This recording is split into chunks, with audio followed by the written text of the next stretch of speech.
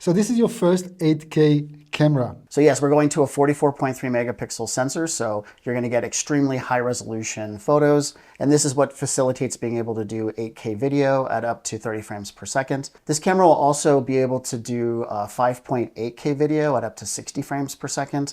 Clearly 4K video, and these are all 10-bit codecs, up to 120 frames per second for 4K video.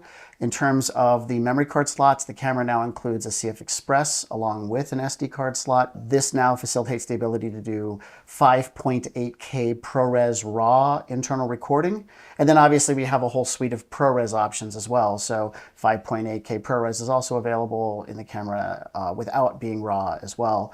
The camera is also going to be able to do a new way of adjusting exposure for Panasonic, which is we've added false color, which is new for us. This will be the first full frame camera on the market that we know of that's able to do 32-bit float audio. This means you have 4 channels of 32-bit float.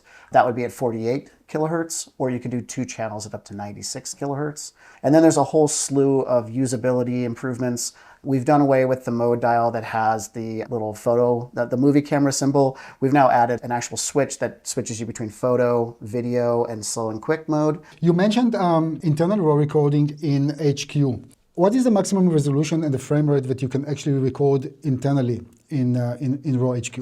Yeah, so we'll do a window. It's 5.8K and it can do it up to 30 frames per second. Clearly you also have 23.976 and you also have True 24. Is it supporting the version for CF Express cards, or actually no need with this camera?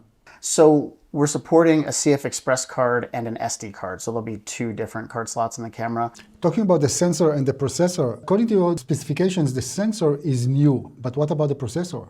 So our processors always go through refinement periodically. So there are features and benefits in this engine that are not in existing LUMIX cameras. It is our latest engine and implementation of that software. You are very proud in the autofocus performance of the new camera.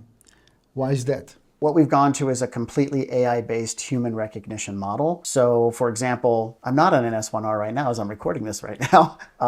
If I turn this direction, the autofocus on this camera would lose my eye, and it would just go to like head detection.